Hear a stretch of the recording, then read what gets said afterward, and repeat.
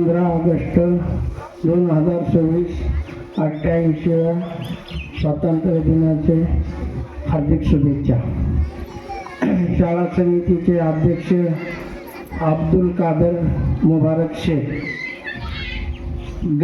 उपाध्यक्ष गणेश खवळे, मुख्याध्यापक श्री घोडे सवार सर, जोरे सर, पवार सर,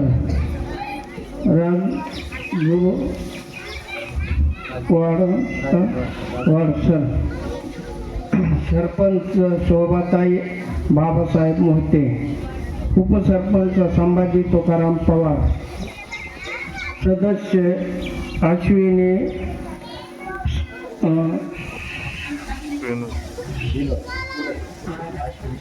शांतीलाल मोहिते, मनीषा भाऊसाहेब नरके, विनोद हंसराव बारोकर, बबन भाऊ बोबडे, विष्णू मोहलकर, सदस्य ग्रामपंचायत, चेअरमन राजू अमृत बारोकर, सदस्य शेख दस्तगीर शेख,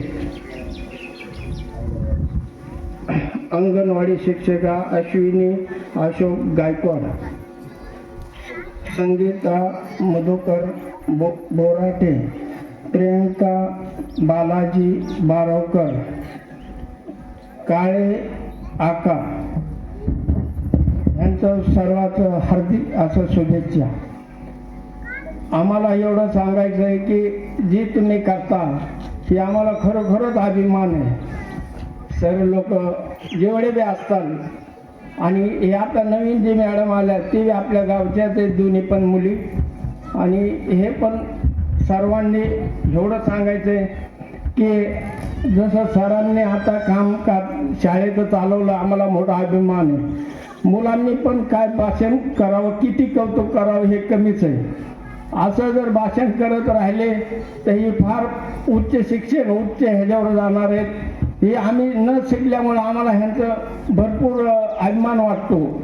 आणि शाळेला जिथं बी काय बी कमी पडेल तिथं आम्ही सर्व गावकरी उभा राहू.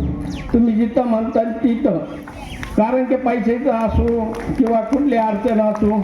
आता पण माझ्याकडे एक ट्रॅक्टर आलेला आहे, जिथं शाळेला गरज लागेल सर तिथं पण तुम्ही सांगायचं किंवा इथं माती टाकायची किंवा नांगरायचं मोगरायचं पाळी घालायची, तुम्ही निरोप द्यायचा. आमचा ट्रॅक्टर तिथं कधी पण उभा राहील, कारण की आम्ही जैन सेवेसाठी आम्हाला देवाने जगवलेलं आहे आणि आम्ही करत राहणार आहे.